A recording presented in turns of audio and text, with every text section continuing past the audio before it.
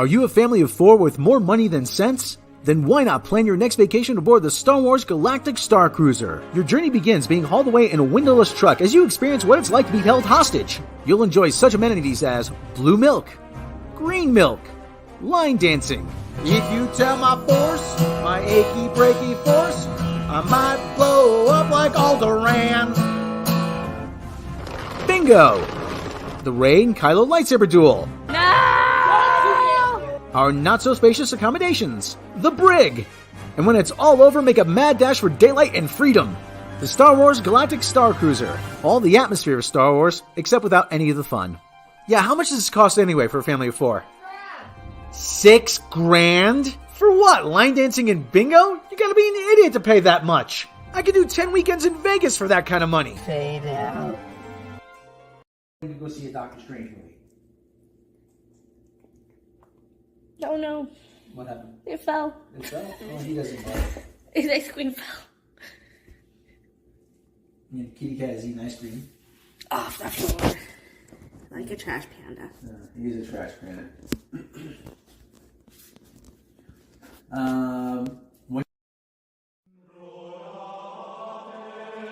In these difficult times, America needs a leader they can count on. And that leader is Pope Bob Iger. A Pope Bob Iger presidency means lower taxes, better schools, and Disney Plus for all Americans. He's already in the Vatican. Now, put him in the White House. Hello, I am Pope Bob Iger.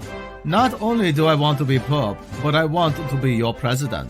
Vote for me or the Twitterati will cancel you and everyone you know. When you cast your vote, vote for the one man who will make America the happiest place on earth.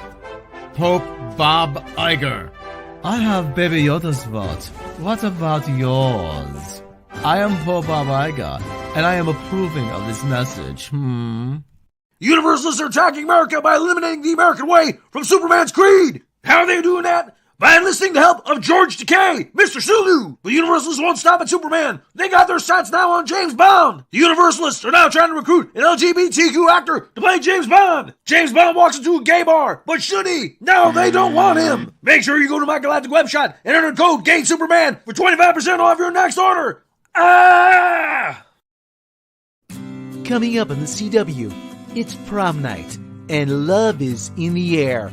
Until it's time to throw down. Sam and Miguel share a tender moment. But look who's crashing the party. Watch as young couples share a romantic dance. And fight. And dance fight. Be sure to watch an extra special episode of Kung Fu High Prom Night.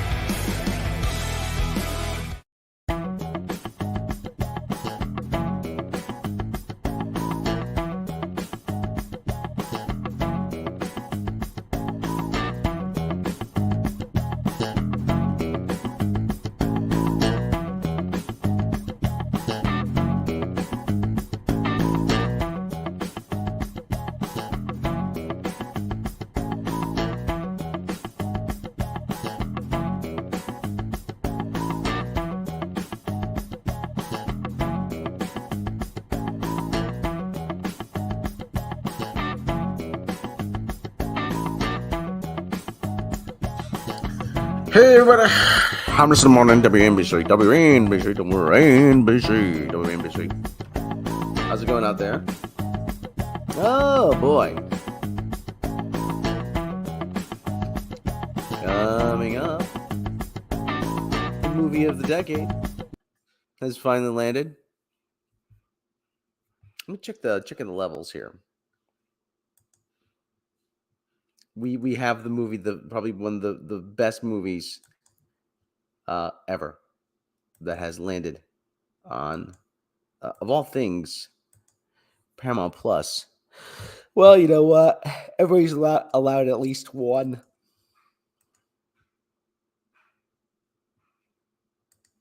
Uh, 82. Okay, let's increase the level to about 94. There we go. Checking the levels for lice. So, yeah, oh man. Hysterical. I've also got a box of Krispy Kreme donuts here. I've had 1.5. I could feel diabetes setting in right as we speak. Right now, I am going into a diabetic coma. So,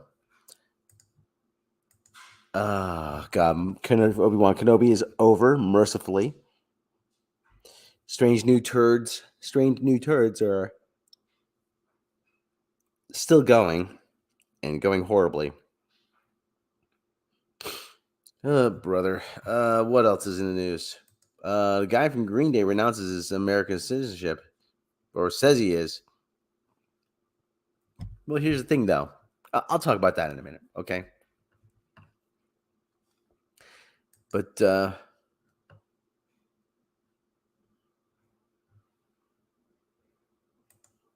yeah, what notifications, Susan? I'm just a dinky little channel here too. You know, if you guys don't show up, I'm just talking to myself here. So, all right. Anyway, Peg Leg Pete, how you doing?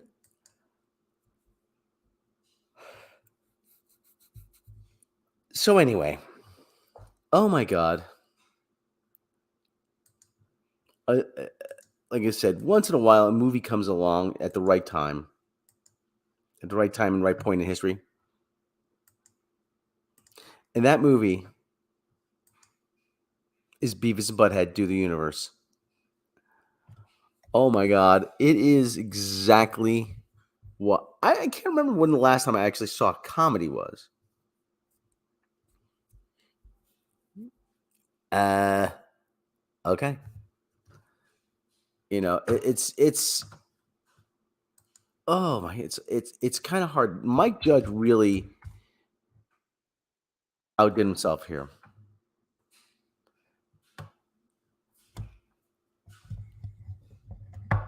And for people who say Beavis Butt, it's outdated, it's passe. No. No, it's more relevant than ever. The boys pick up right where they left off.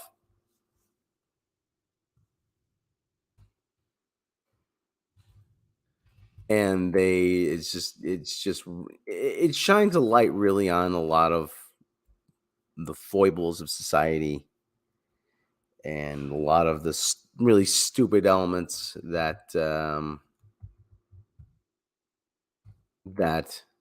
more nonsensical elements.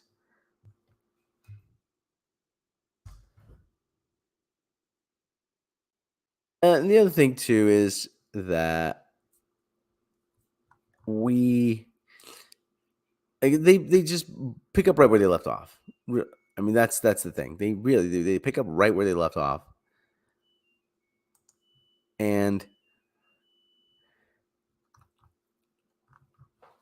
it's oh God, it's just hard to describe. It's really is hard to describe what this series means, what this movie means. It really is. It really is. It really does come along at the right time, and it really does. I hope it's going to strike a nerve. Now, let me see if I could share. I just downloaded a new new media player. Let me see if I can bring that up here. Oh wow, look at that. Open file. Oh well. Okay, I'm not gonna share, but anyway, you get the idea. But it's really it's a shame that it's on Paramount Plus. Could have been done better on other Paramount platforms. Well, really, I mean, there's a lot of humor that's not going to really do it. The fact that it's on a streaming platform probably is best because it is not going. You got to pay for it. Nobody's going to get too pissed off because you got to pay for it. You got to choose to pay for it. So that's the thing.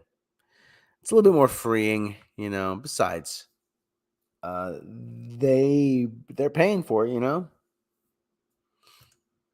And people are already speculating what to expect for season 2 of Jake Kenobi. There are a lot of sad people out there. Oh my God. Oh my god, it is just horrendous. I'll talk about that in a little bit, okay? Was the finale this week? I think the finale was this week, wasn't it? It's been a long week, man. Really has been. Really has been a long week. You know, they originally the Beavis and Butt-Head was supposed to be a series, new episodes, but they were just gonna. They were gonna. It got moved over to. I don't know if they're still doing a series. It's good, but they have a new movie in the works. Let me see if this is. Find information on that. I'm not sure if it's going to be a new series still. Beavis Butthead do the Universe new movie premieres June 23rd, 2022. Iconic duo full library episodes news and a new streaming series Paramount Plus. Yeah, okay. We're still getting into new episodes. In addition to this, and the remastered episodes are on Paramount Plus.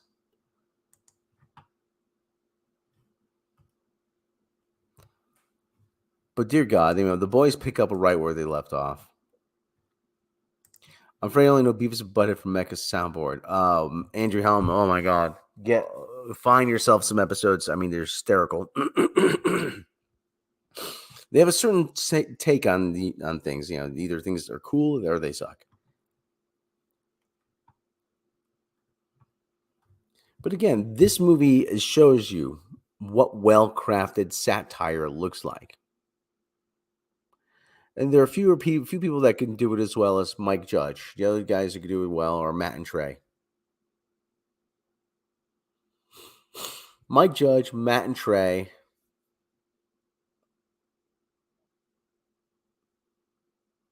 Jon Stewart, who got a Mark Twain Award.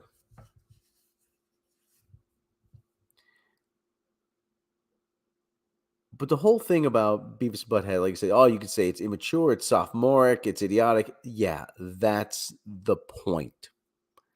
That is the entire point. They're idiots.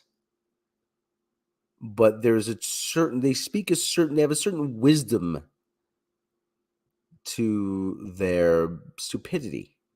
And they're able to cut right through all the nonsense and just be honest with you.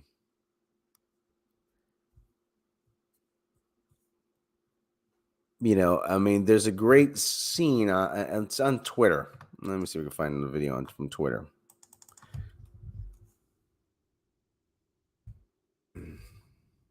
There's a whole scene where here it is. Okay, good. Now, okay, I'm going to share this video here.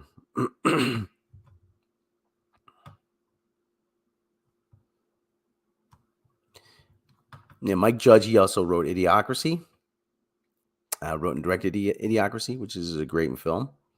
It's one that Paramount, I believe, I think Warner Brothers, that they're not too proud to share. Hey, Anthony Way, how you doing? Okay, now I'm going to bring up a scene from Beavis Butthead. Now, this scene's been making the rounds on Twitter. And it actually does encapsulate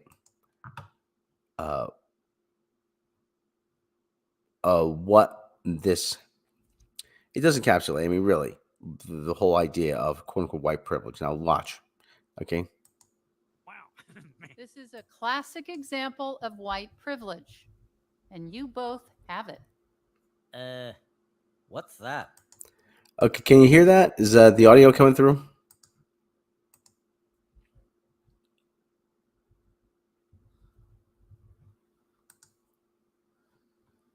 Okay. Anyone want to fill them in? Yeah, I'll do it. Okay. So white privilege is when white... Okay, she's got the little part of her eyebrow shaved out, obviously. So people, particularly men, automatically assume they can take whatever they want. And they never have to worry about getting stopped by the police. Really? I mean, this is now okay. Now you're saying, "Oh, here we go. Here we go." And they have the inside track for any job I've got they... this one, Aisha. They have the inside track for any job they want. Okay. Okay. Pretty good setup so far. You know. Exactly, Gage. Thank you for that. That's white privilege. Whoa. And we have that? You sure do. You sure do. I see. I see. I never realized this stuff. See, now we're setting up something here. We're setting up something good here. Now, if Paramount wants to be pissed off or whatever, this has been making the rounds on Twitter, so go take it up with them. Yeah, you've really opened up my eyes. Well, I'm glad we've been able to enlighten you. The real question is, do you think you'll be acting differently from now on? So what do you think is going to happen, everybody? Okay, well, Cleric, I mean, we're working up to that, okay? I guarantee it. Yeah, me too. Yeah. Step aside, please. We have white privilege. Yeah, check it out. Don't worry, it's okay. We automatically what we want. I'm choking. I'm coughing up phlegm. Oh, God. Okay, if that's what if white privilege, listen, that's just how it would work, though. I mean, really, they're showing it. Listen, the idea, I don't have to explain it. Step aside, please. We have white privilege. Oh, God. That's hysterical. Yeah, like Cartman with authority. Yeah. The whole thing is, though, We don't have to worry about the police. Okay, you didn't know. They didn't either. Let's stop now. This is what we were taught, sir. We're subverting existing paradigms. Pardon. It's just AIDS. I'll beat it. Oh my God, that's hysterical. Seriously though, if I go in, if I if I shoplift from a liquor store or whatever, do you think I'd be able to claim white privilege? No, I'm probably going to jail. I'm going to jail. Are you kidding me? Excuse me, I have white privilege.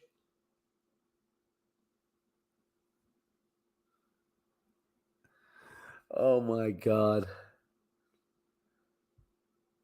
Oh yeah, there's a good scene in this about that. Yeah, there's a good scene in this. There's a couple good scenes about the TP for your bunghole. Yeah, TNN. Yeah, this is a new movie. It just premiered this weekend. The 23rd it premiered. It's on Paramount Plus of all things. This clip I'm getting off of Twitter. So like I said, so anybody's pissed at I mean, for sharing this, be pissed at Twitter.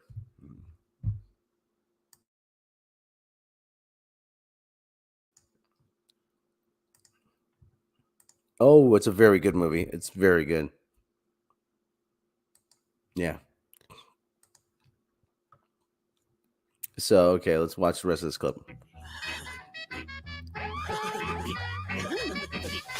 This rules. This rules. I never thought I'd say this, but I'm glad we went to college. Yeah, like, now I have the skills for today's workplace. Well, let's see. What should we take next?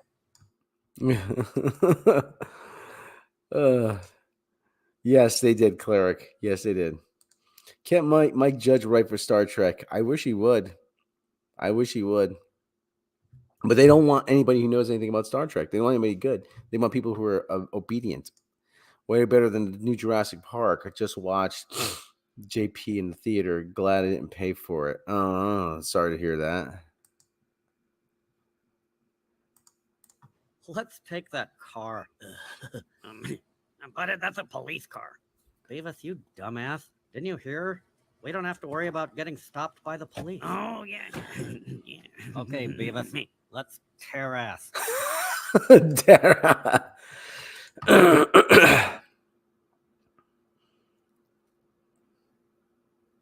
Does white privilege include free airplane tickets and $500 million if a white person crosses the border? Good question. My guess would be no. For God's sake.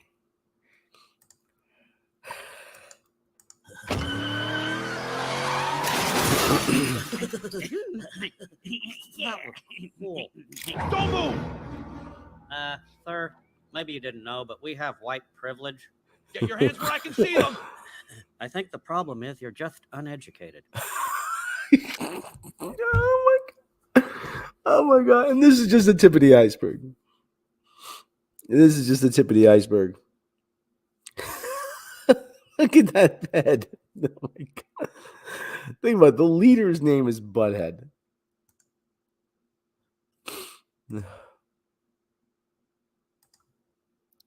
Oh. Yeah, we're gonna get jobs on Wall Street. Oh my God. So yeah, Beavis and Butthead, like I said, totally worth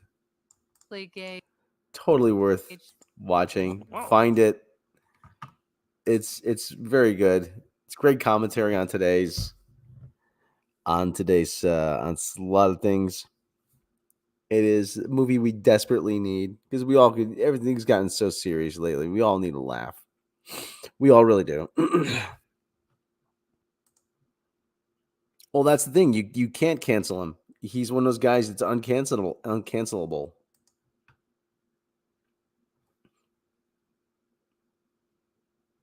Because he's going to be, he's a street white male mocking white privilege. I'm like, yeah, he is. Yeah, he is. He is mocking it. Because it's a,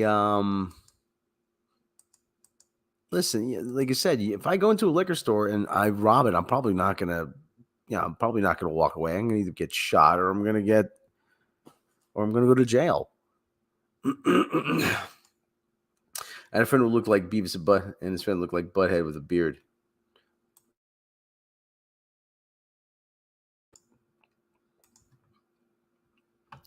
It's freaking hysterical, man.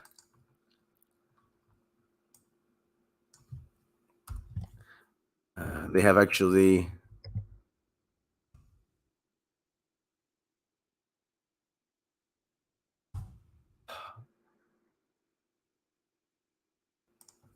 There's actually some sci-fi moments in here. Hold on. Share another image from this. Self-producing.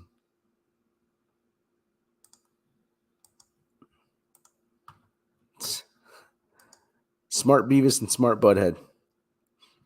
Yes, quite jocular.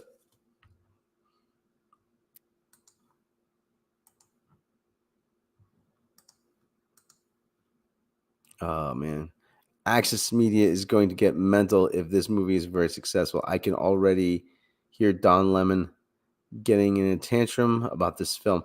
Oh, yeah. A lot of people aren't going to be happy, but hey, you know what? It's a movie whose time has come. You know, excuse me. The whole problem, we've all gotten way too serious. Yeah, and usually it does take something to snap us back.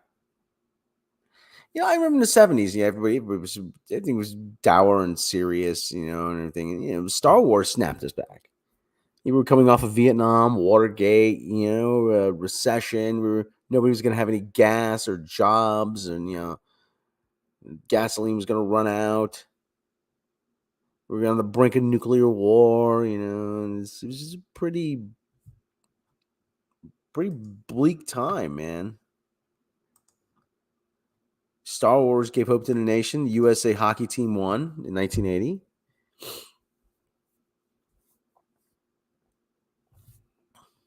Speaking of Root, Top Gun Maverick is number 1 again. Buzz Lightyear, it might be.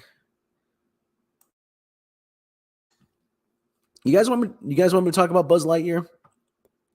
I mean, I really don't have a whole lot of other stuff here. I got some donuts. I could eat some donuts on the air. But the whole okay.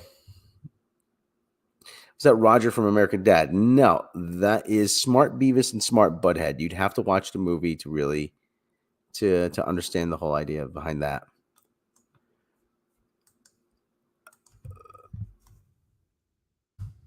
Did I talk about Buzz Lightyear last week? I think I did.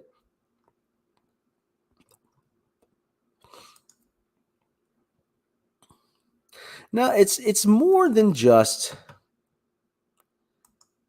being tired of woke stuff, okay? Yeah, hold on.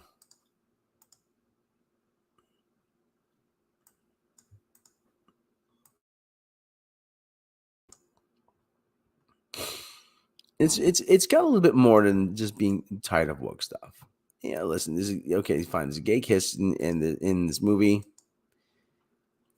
But Hollywood. Okay, let me read through this article. Hollywood was founded by and for generations run by pure showmen who were fanatically devoted to giving the audience what they wanted. Today, Hollywood's message is, let us entertain you, but first, a brief lecture on what's wrong with you, the audience. Artists and entertainment corporations have always been desperate to be taken seriously, hence their need to manufacture respectability via awards given out by highfalutin, august-sounding institutions such as the Academy of Motion Picture Arts and Sciences. You guys are creating pretty pictures, not curing cancer. Oscars originally went to box office giants, glossy romantic dramas, and swaggering historical epics. Then the movie industry divided into awards pictures and audience pictures. In the past few years, even the audience pictures have started to fill up with reminders about racism, feminism, immigration, etc. These are important matters, but people go to the movies primarily for escape. One reason Top Gun Maverick, such a huge success, the biggest movie of Tom Cruise's career and probably the biggest movie of the year, is that it simply ignores all the quarrelsome real-world issues. Top Gun Maverick merely seeks to entertain, not persuade you that people who made it are virtuous. That is part of it. Okay, and there's Buzz Lightsnack, and there's Tom Cruise. Meanwhile, Disney's much touted Lightyear came out and did surprisingly poorly after a lot of week of release talk about the lesbian relationship in the film. The same-sex marriage is a small part of the story, and no one should be bothered by the existence of gay people, even in a kids' movie. But the shocking underperformance must have Disney wondering whether people stayed away because they thought, even mistakenly, that Lightyear was a message movie. Probably. Disney's decision to spend a couple of minutes of screen time reminding us that that's a gay-friendly company may have costed millions in ticket sales. I don't think that was necessarily the case, but I'll get to that.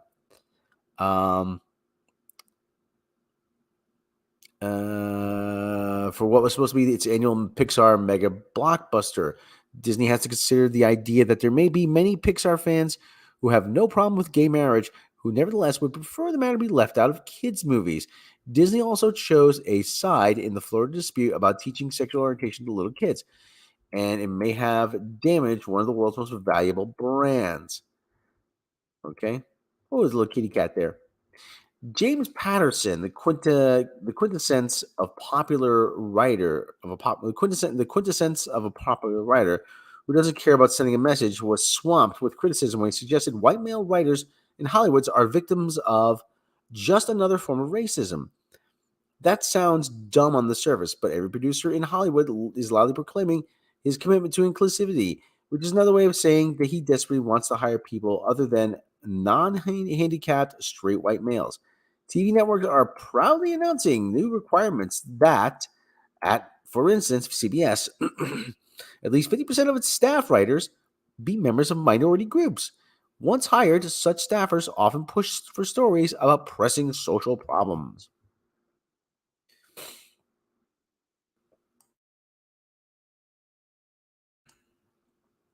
Okay, continuing. Where am I? Result, a British TV survey, British TV, found that 60% of viewers think political correctness has gone too far. In a lot of meetings now where people tell me this will never get on the air because it's not woke enough, observes the Egyptian born comedy writer Ash Atala. Polling shows TV producers are much more interested in foregrounding issues such as transgender rights than the British public. Well, we're talking British TV now, which is notably more PC than we Americans are. In the U.S., polls focusing on the entertainment industry found that 65% agree that corporate wokeness has gone too far. It's amusing that members of the entertainment industry often refer to it as the industry, as though they've forgotten the most important part of the word. With the collapse of Netflix stock price, Disney box office headache, and Top Gun revival, Hollywood execs must be wondering whether their progressive politics have amounted to the kind of self-imposed woke tax. Now, one of the things is I don't think it's necessarily woke. Because listen, okay. And I had a discussion about this with somebody on Facebook about this. Yeah, I really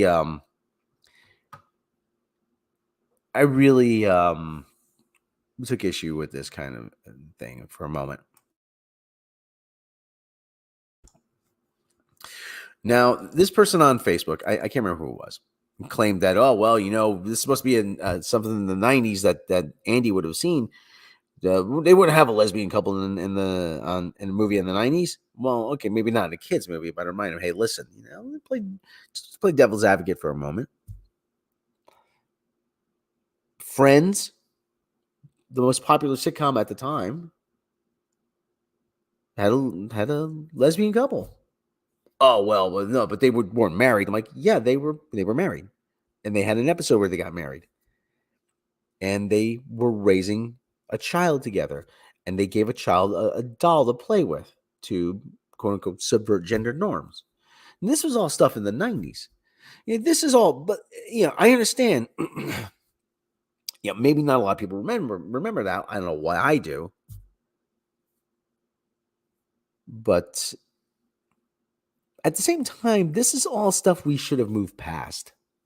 We really should have. We should have moved past all this. Why is this still such a big deal?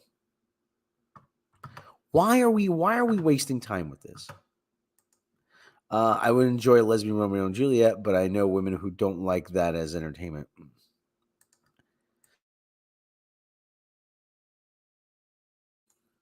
That's Lesbio and Juliet to you.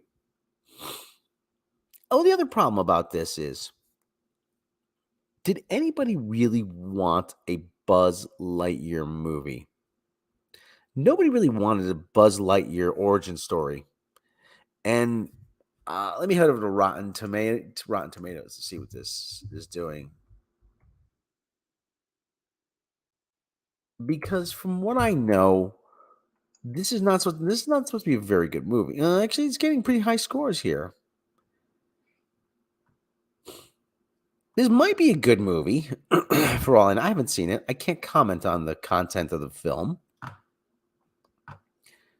But at the same time, this is a movie that nobody was really asking for.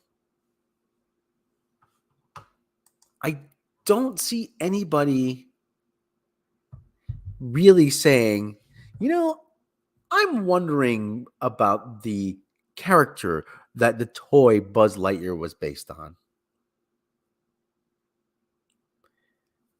No, I don't think anybody's asked that question. But you wonder why something like Beavis and Butt-Head succeeds and this fails. It's because it's a matter of what the audiences want. Audiences want to be entertained. And seeing two idiots,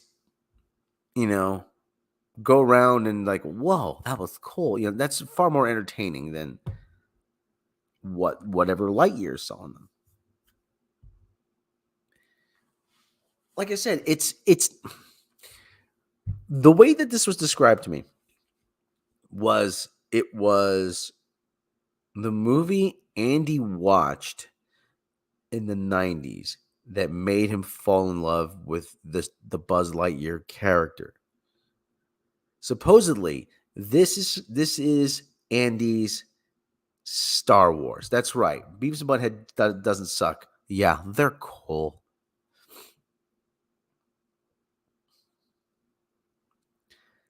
So,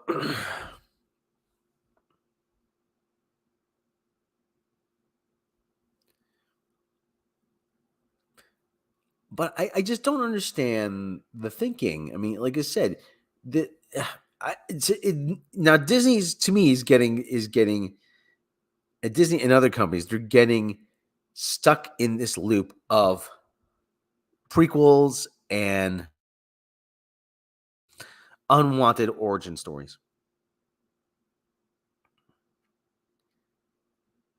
Hallmark dominates in the ratings with murder mysteries, cheesy rom-coms. I don't think it's about being anti-homosexual. It's about different tastes. Yeah.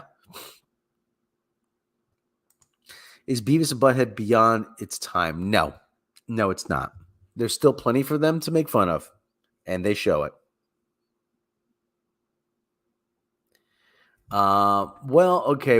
This came back and failed, but you know what? This is the movie is probably a better medium for them to come back in. This is not a prequel. This is a continuation of the story, and it actually they pick up right where they left off. They don't miss a beat.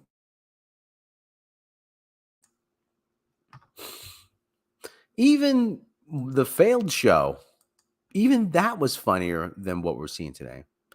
And I think I think we're at a point now where people want to just they want to have a laugh. They want to be entertained. They want to say, "Hey, that was fun." And I think that's part of the reason why you have Top Gun Maverick. I think that's why it's succeeding, is that people want to be entertained.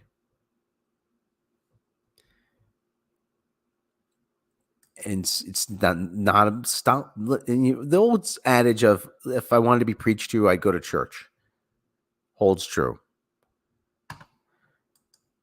So that's where we are with entertainment now. It meant that there was always specialized series for certain groups. I remember there was a specific gay-oriented section in our video store, and I don't mean adult films. Yeah, you know what? We have what was the name of the special? Not specialty. Special interests. There's special interests sections in video stores in America. You have comedies, you have romance, you have dramas, you have westerns. And then you have special interests, which don't really fit into any kind of category. Some of the guests have said the primary purpose for a movie TV show is to entertain you, not lecture you. Yes. Once in a while, there's a gay title breakthrough trend like Will and Grace. Yeah, but the market is usually general audience. Yes. Well, you had that in the 90s. Yeah. One of the things about that, like I said, it has its... I don't like. How about a live action Beavis and Butt-Head? No, I don't think that'll work because it's such an exaggerated view of. It's such an exaggerated world they live in.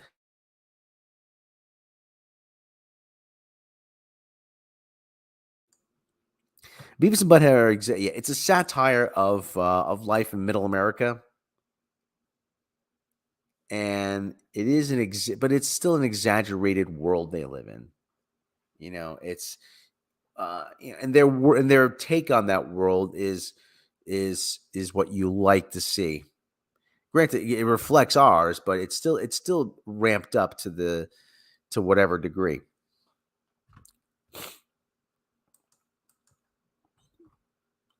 Well, like I said, so let me put this up here. Hold on. Like I said, the Lightyear Rotten Tomatoes. So Lightyear's getting actually pretty good numbers on Rotten Tomatoes. Let me take a look at some of these audience scores here. Hold on. Verified ratings. Cute movie, son enjoyed it. Very entertaining.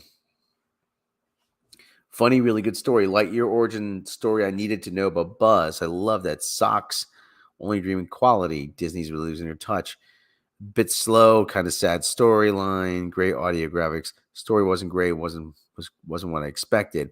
Felt like, okay, so let me see. Wholesome and funny. Cat was perfect comedy. This was a masterpiece. It was funny. Film gave me new love for Buzz Lightyear. Okay, so people have seen the like. Unfortunately, this movie underwhelming many levels. Disappointing considering it involves beloved franchise. Also have enjoyed it in my son's years. Replace Tim Allen was a terrible decision for us. I ruined it for us. Terrible movie. Disney do so much better. Wanted to like this movie, but it was lame.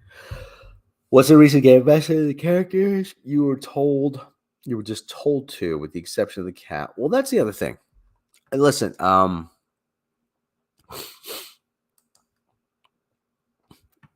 of the things, I actually wrote a letter to Robert Meyer Burnett about this.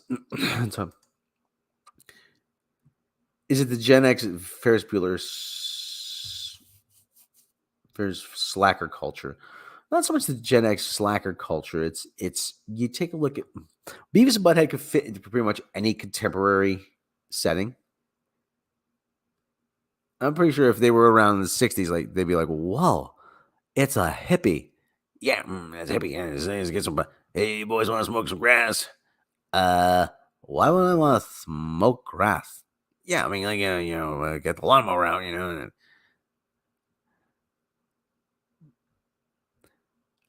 yeah, so yeah, so like I said, so they would fit into just about any era. So yeah, the clip showed me is relevant today. Yeah, sounds relevant today. Yeah, it is. Hey, Mr. MH, how you doing? Me, how you doing? Hail, Mr. MH.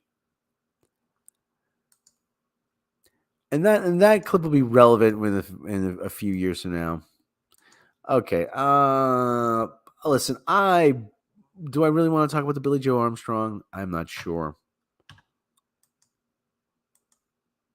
The Billy Joe Armstrong thing is, we got a lot of heady news. Billy Joe Armstrong says he's going to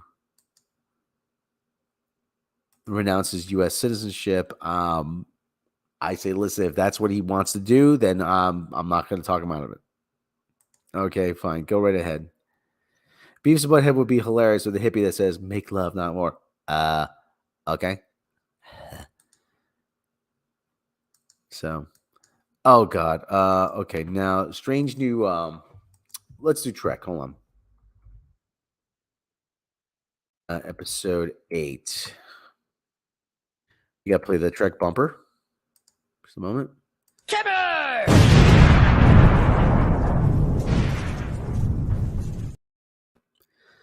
Oh boy, Strange New Worlds. It's not good. It's really not good. This was an episode that felt like you've seen before because you have seen it before. So it starts off, they're charting a nebula, and so it's kind of a boring assignment. So Dr. Mbenga is reading to his daughter, who is out of the pattern buffer because she has leukemia or something like that. And she more times it prolongs her condition being in the pattern buffer. Yeah. This sucks. Yeah. So, well, okay, let me say this about Sandra Hammerslag. Okay, listen. Yada yada, they always say they want to push themselves. Is Bruce Springsteen living in Canada? Okay, listen, the whole thing is, I'm going to comment on this, and then I'm going to get back to Star Trek. For someone like him, it's easier to have a principled stand, okay? Because he's worth $50 million or whatever it is. Let me find out.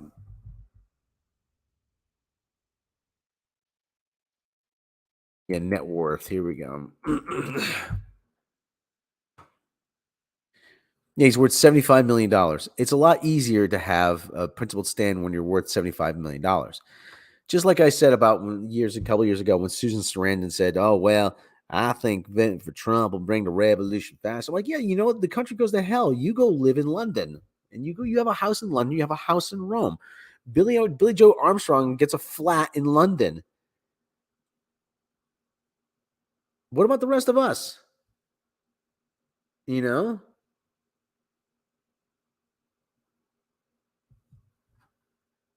Yeah, that's right. Yeah, that's the thing. It's it's like some kind of cytoplasmic leukemia. What I don't know, whatever they call it. I just said leukemia because it's the first thing that came to mind. But like I said, Billy Joe Armstrong, he gets to have a principled stand because he's worth $75 million. He just can go. He can go live in London or Barcelona or Sydney. Or you can like have a house in Toronto, whatever.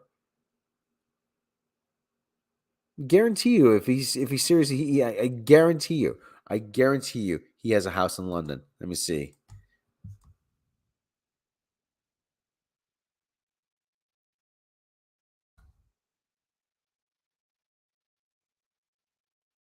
Guarantee you. Puts beach cottage up for sale. Well, he had a house in London. No, Newport Beach, Rhode Island.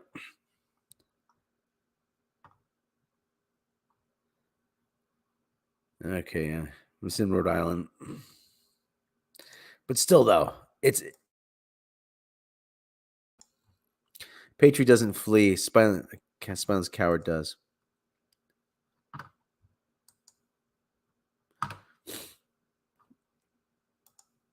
Well, that's the other thing too. You want to make the country you live in better.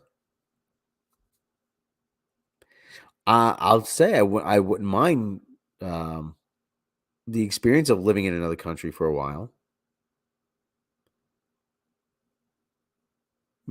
But I'm a resident of these United States.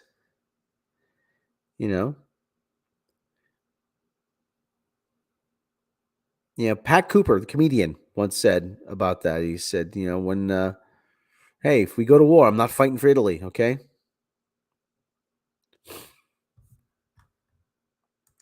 Oh yeah. You know what? I've only been to the Netherlands on a layover. I was only in the Netherlands on a layover on my way to Oslo.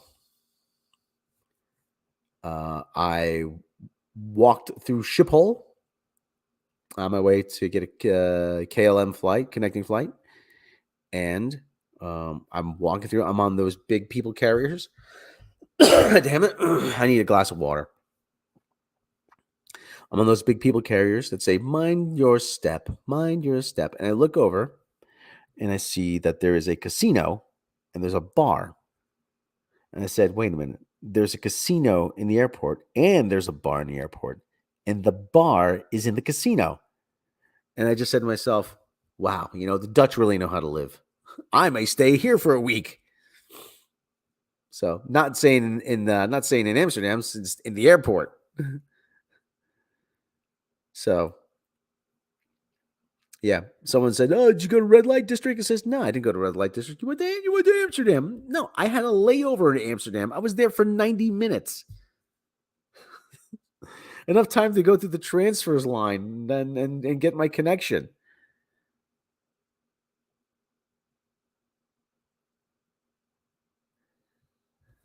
I'll make it back there.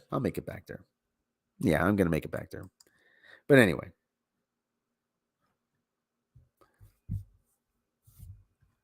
Fleeing's not the actual problem, but the lack of actual principles. Well, okay, we're going into another. This was remember Green Day being considered a celebrity. So anyway, like I said, it's easy for wealthy people to have a principled stand because they can afford to. Nothing changes for him. So, like I said, Susan Sarandon, nothing changes for you. You go live in London. You go live in Rome. What are the rest of us going to do? So anyway, so that's my take on it. Okay, but Strange New Turds. So, okay, let's get back to that. Strange New Turds. So, okay, Dr. Mbenga is reading a story to his daughter. And turns out there's some kind of turns out there's an injury up on the bridge. And he takes the turbo lift up.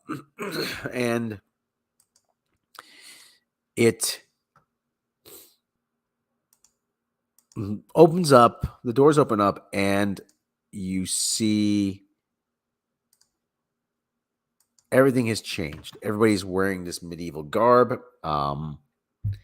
He is being addressed by the name King Ridley. Anson Mount here is his chamberlain or court or whatever. She's the one over here with with the hair. The they themsman is the captain of the guard or something. So it turns out that everybody's been transformed into characters from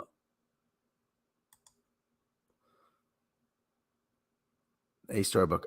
Maybe in the U.S., but not over here. Okay, you have to refresh my memory about what my comment was.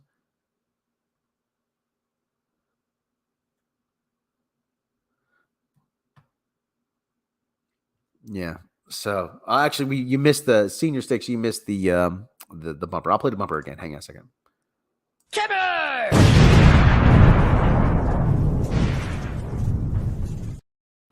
So okay, there's your bumper again. So all right. So the whole thing is that they're reading the story to her. He says, "Daddy, I want a different ending." So okay, all right. Well, maybe when you're. Oh, okay, that was about Green Day. Okay, no problem. No problem. All right, now. So it turns out he has to go through the story and reach the end of the story in order to put things right. And then you got to try to figure out. The only two people who remember are him and the blind engineer Andorian guy. Why him? I don't know. But I do like that guy's character. There is actually a scene here that is actually that I did like, but not for the reason that they want you to like it.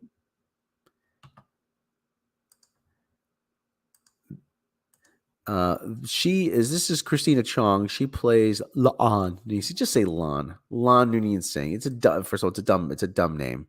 Lan Noonien Singh. But the little dog she's holding, she's this big, big flowing gown, and this little dog she's holding, as she's addressing Dr. Mbenga, starts licking her chest. And I'm watching this, and I'm like, yeah, don't they notice? Like, yeah, I'm pretty sure they notice, but they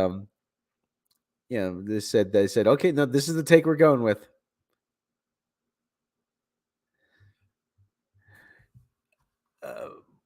I understand the idea, like I say, hey, you know what, this is gonna give the opportunity to certain actors to stretch their acting chops, but at the same time, we've seen all this before. We've seen it. We've seen in the Q episode where Picard is transformed into Robin Hood as Merry Men. Sir, I object. I am not a merry man. And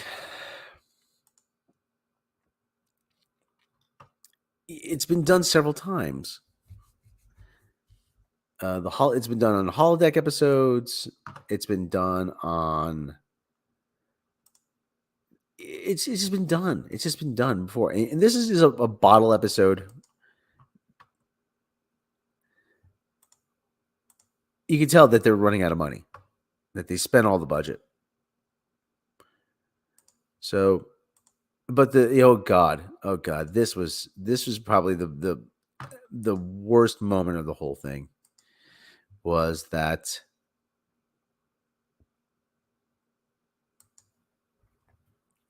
Ethan Peck. Oh god. To say he couldn't act his way out of a paper bag in this one is an understatement. Oh dear God, it's terrible.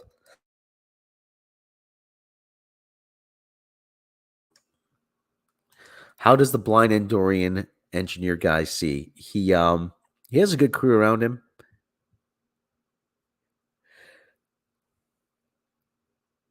They say he's developed his other senses.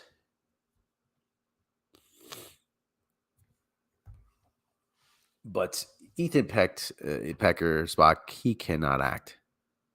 Dear God, this was terrible.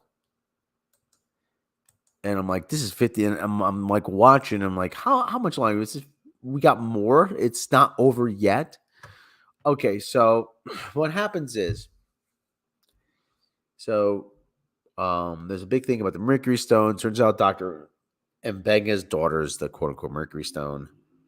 And they go to quarters and where would she be? It'd be my quarters, yada yada. Okay, yeah, let's cut to the chase.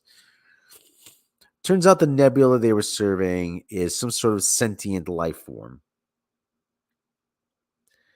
So it's keeping her alive outside of the pattern buffer. So immediately I thought of this episode of TOS. Can't remember which. Let's see. TOS. It is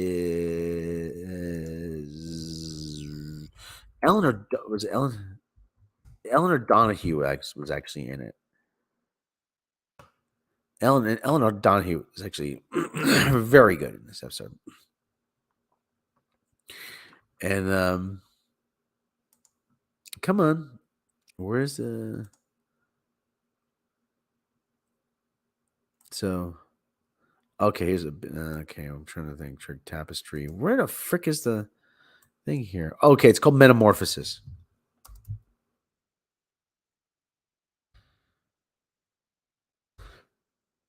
It's called Metamorphosis. Okay, pardon my language. Peace.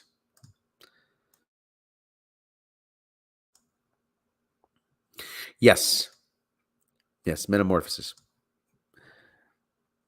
So, I'm trying to find a good. Here we go. Here's one image from that particular episode.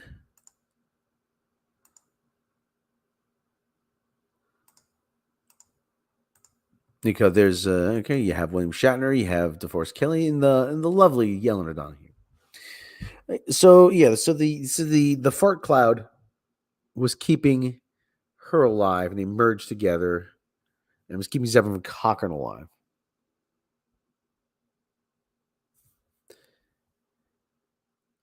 Because Zevran Cochrane went out into space, but immediately I thought of that. That is probably another idea they ripped off. Except it was done better then.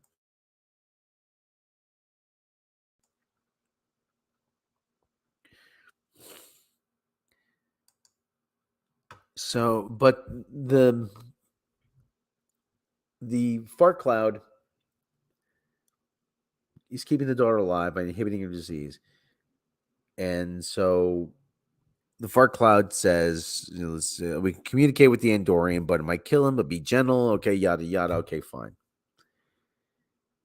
So he communicates to the Andorian guy, says that he can merge, the fart cloud can merge with his daughter and save her and take her around the universe.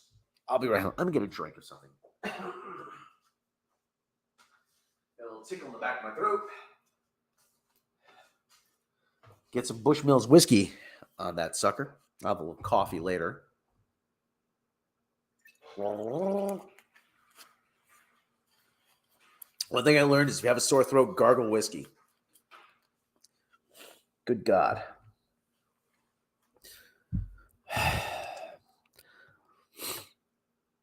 Please give the fart cloud a name.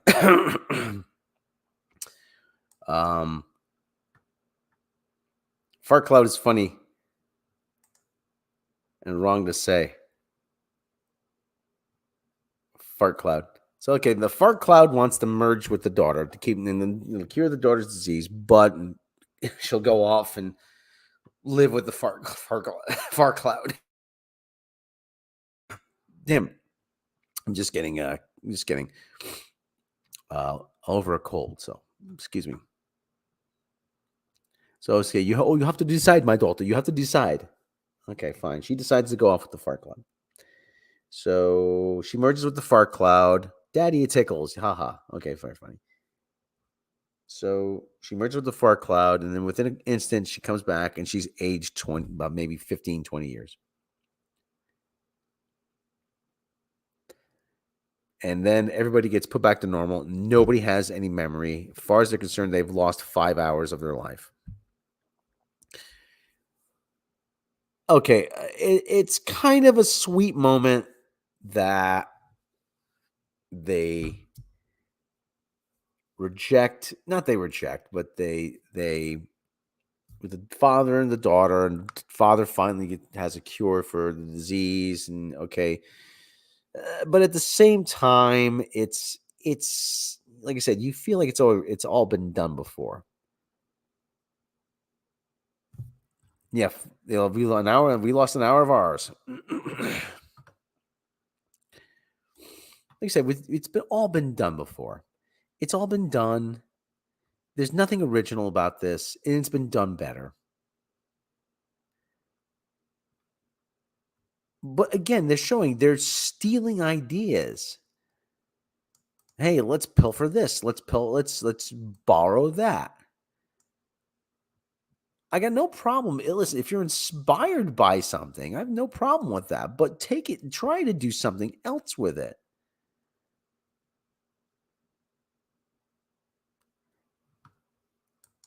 All Strange New Worlds is showing me is that they cannot come up with an original idea to save their lives. I have no idea how this is going to end, how the season's going to end, but it's oh, for crying out loud.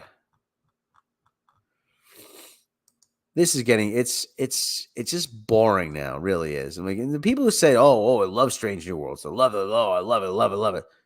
Well, Fart Cloud original. Yeah. Farty McFartson, I don't know. I like this name, Fart.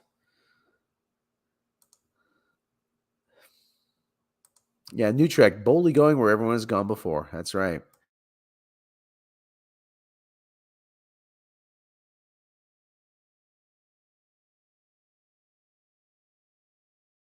And the people who keep saying that this is the best Trek ever, I'm like, how is this the best Trek? Oh, it's the best Trek ever. I'm like, no, you've been fed a steady diet of crap for the last 5 years. You come along, this comes along, you think it's the best Trek ever? Are you kidding me? Yes. Yes, he does.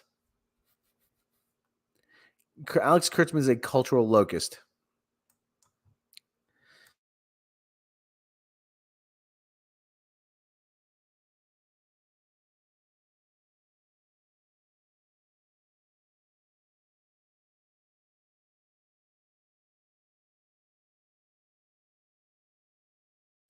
After you've been fed a steady diet of crap, though, for the last 5 years, of course, the first thing that looks even remotely like Star Trek, you're gonna say, "Oh, this is the greatest thing ever." Why can't this be set after Voyager? I know the reason why is because they want to glom onto the original series and legitimize themselves.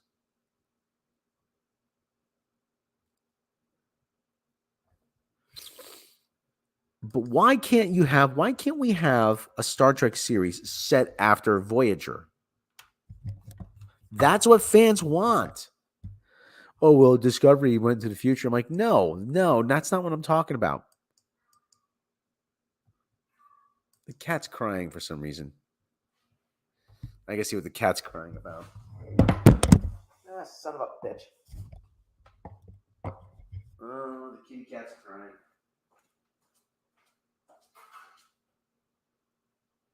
Okay. Anybody?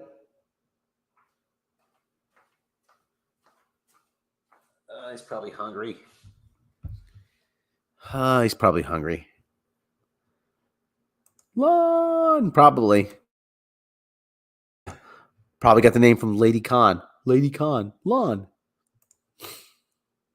Yeah, because it hits all the right buzzwords. You're right. So anyway, so this episode was not good.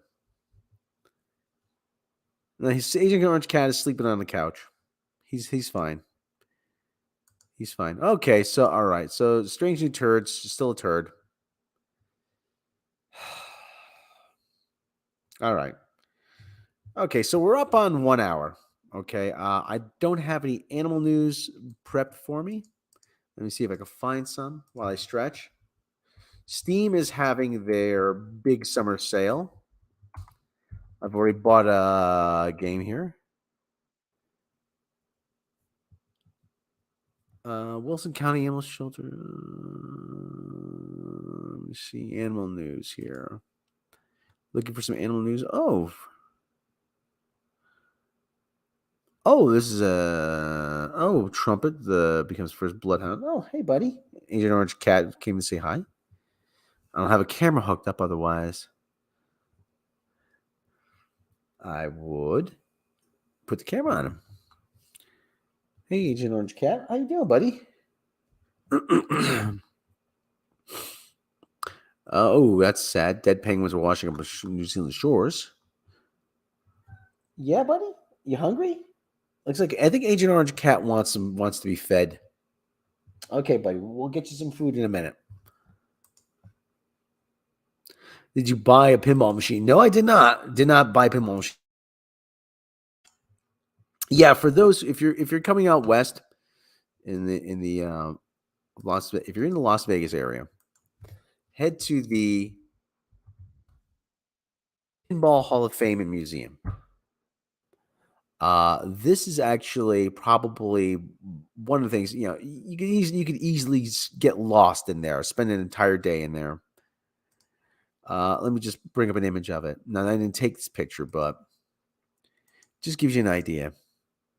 The Pinball Hall of Fame they have vintage machines from the 60s and 70s and 80s and 90s, and they have all kinds of classic arcade games. It's like rows and rows and rows and rows and rows and rows and rows of pinball games. Rows in history. And they give you a little bit of history on each one. They have a classic, the Nickelodeon from 1921 to show you that shows you the knockout of the Jack Dempsey Carpenter fight, which is really good. I mean, it's a really cool thing. Agent Orange Cat actually an orange? Yes, Agent Orange Cat is actually an orange cat. But if you get a chance to go out to this area, I mean, this is the Pinball Hall of Fame. I mean, really, and they're not paying me to say this.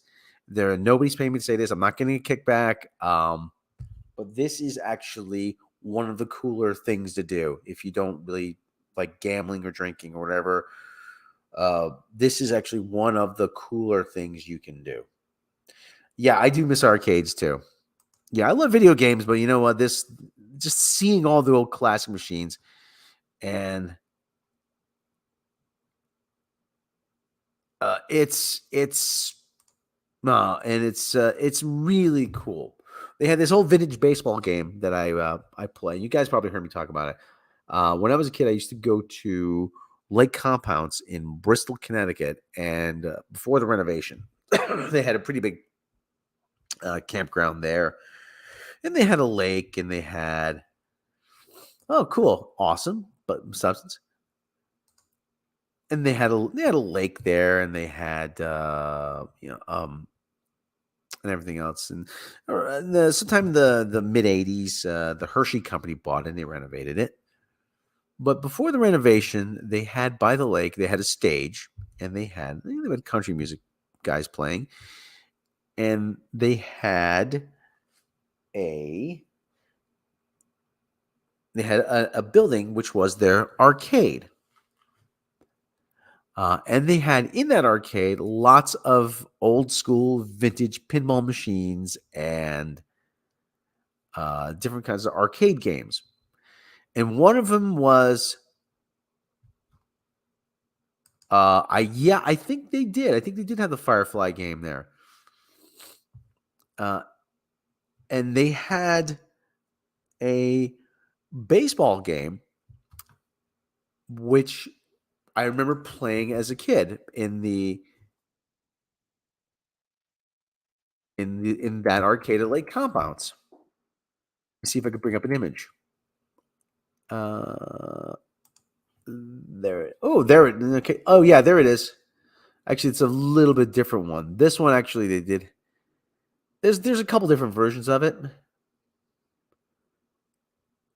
This is one version of it. There's a couple different versions. This is one. This is a picture of one. They have one similar like this at the Pinball Hall of Fame.